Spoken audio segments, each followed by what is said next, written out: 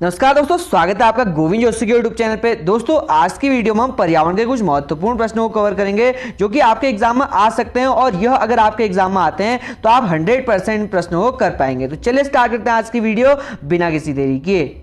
हमारा पहला प्रश्न है, वायुमंडल में ओजोन परत हमारी रक्षा किन चीजों से करता है? तो वायुमंडल में ओजोन परत हमारी रक्षा पराबैंगनी किरणों से करता है। तो दोस्तों दूसरा प्रश्न हमारा कहता है पराक्सीसीटिक क्या है? तो पराक्सीसीटिक वायु प्रदूषक है। पराक्सीसीटिक वायु प्रदूषक है जो कि वायु को प्रदूषित करता है। ठीक है। वहीं तीसरा प्रश्न हमारा कहता है ग्रीन हाउस प्रभाव के कारण पृथ्वी का तापमान क्या होता है? तो ग्रीन हाउस प्रभाव के कारण पृथ्वी का तापमान बढ़ता है। ठीक है, ग्रीन हाउस प्रभाव के कारण पृथ्वी का तापमान बढ़ता है। दोस्तों हमारा चौथा प्रश्न कहता है भारत में सर्वाधिक वन किस प्रदेश में है? तो भारत में सर्वाधिक वन मध्य प्रदेश में है। मध्य प्रदेश में भारत के सबसे अधिक वन हैं। ठीक है। अपने पांचवें प्रश्न पर, तो पांचवा प्रश्न हमारा कहता है वायुमंडल में कौन सी गैस सर्वाधिक पाई जाती है? तो वायुमंडल में नाइट्रोजन गैस सबसे अधिक पाई जाती है। सबसे अधिक जो गैस होती है वायुमंडल में वो होती है नाइट्रोजन। ठीक है। दोस्तों हमारा छठा प्रश्न कहता है किसी भी क्षेत्र में पेड़ों को उगाने के लिए अपेक्षित न्यूनतम तापमान कितना होना चाहिए? यानी कि कोई भी क्षेत्र है वहां पेड़ उगाने के लिए कितना तापमान जरूरी है? तो इसका आंसर है ऑप्शन सी, 4 डिग्री सेंटीग्रेड तापमान होना चाहिए उस क्षेत्र का जहां पर आप पेड़ लगा रहे हो। ठीक है दोस्तों। हमारा सातवां प्रश्न कहता है भारत में वन अनुसंधान केंद्र कहां स्थित है? तो वो है देहरादून में। देहरादून में भारत का वन अनुसंधान केंद्र स्थित है जो कि उत्तराखंड में आता है। ठीक है दोस्तों हमारा आठवां प्रश्न कहता है वन रोपण प्रक्रिया है। तो वन रोपण प्रक्रिया है ज्यादा पेड़ लगाना। जैसा कि आपको पता चल रहा है रोपण से, तो रोपण का मतलब क्या होता है? लगाना। तो वन रोपण प्रक्रिया है ज्यादा पेड़ अधिक पेड़ लगाने से। ठीक है, अधिक पेड़ लगाने की क्रिया को वन रोपण प्रक्रिया कहते हैं। दोस्तों हमारा नवा प्रश्न कहता है हरा सोना किसे कहा जाता है? तो हरा सोना वन को कहा जाता है। यानी कि वन में पेड़ होंगे, पौधे होंगे, घास होगी तो उससे हरियाली आती है, तो जिस कारण वन को ही हरा सोना कहा जाता है। ठीक है।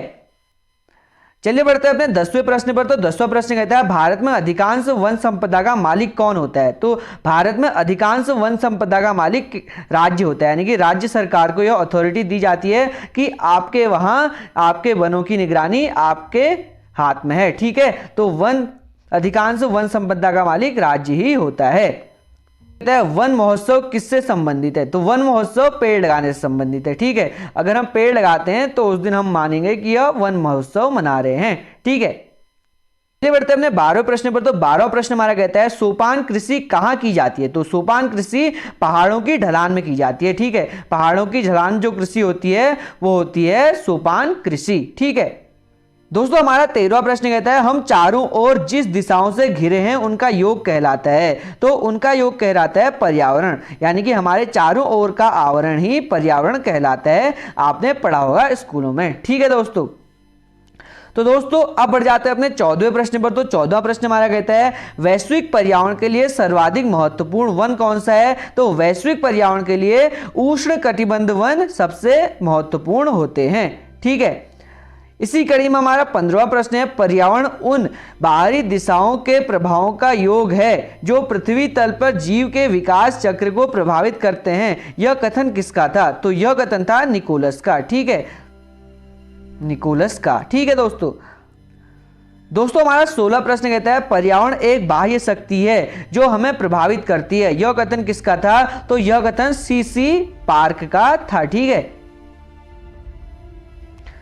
चलिए बढ़ते हैं अपने 17वें प्रश्न पर। तो 17वां प्रश्न हमारा कहता है विश्व में पर्यावरण जागरूकता की शुरुआत किसने की थी? तो यह की थी विलियम हेवेट ने। ठीक है, विलियम हेवेट द्वारा विश्व में पर्यावरण जागरूकता की शुरुआत की गई थी। वहीं हमारा 18वां प्रश्न कहता है पर्यावरण का जैविक कारक क्या है? तो पर्यावरण का जैविक कारक वनस्पति है। ठीक है, वनस्पति को पर्यावरण का जैविक कारक कहा जाता है। तो दोस्तों अब आ जाते हैं अपने 19वें प्रश्न पर। 19वां प्रश्न कहता है यह कथन किसका है कि जीवों के पारिस्थितिक कारकों का योग पर्यावरण है? तो यह है ए फिटिंग का। ए फिटिंग द्वारा कहा गया था कि जीवों का पारिस्थितिक कारक पर्यावरण का योग है। दोस्तों आज के टॉपिक का हमारा अंतिम प्रश्न कहता है पर्यावरणीय निश्चयवाद के प्रतिपादक कौन थे? तो पर्यावरणीय निश्चयवाद के प्रतिपादक कार्ल रिटर थे। कार्ल रिटर को पर्यावरण का निश्चयवाद का प्रतिपादक कहा जाता है। तो दोस्तों ये थे आज के कुछ पर्यावरण के महत्वपूर्ण प्रश्न जो कि आपके एग्जाम में आ सकते हैं। आशा करता हूं कि आपको वीडियो पसंद आया होगा। पसंद आया तो लाइक कर दें, शेयर कर दें और ज्यादा से ज्यादा लोगों को सब्सक्राइब, ज्यादा से ज्यादा लोगों तक फैलाएं ताकि हमें मोटिवेशन मिले और आपको नॉलेज मिलता है। आपसे अगली वीडियो में बहुत बहुत धन्यवाद।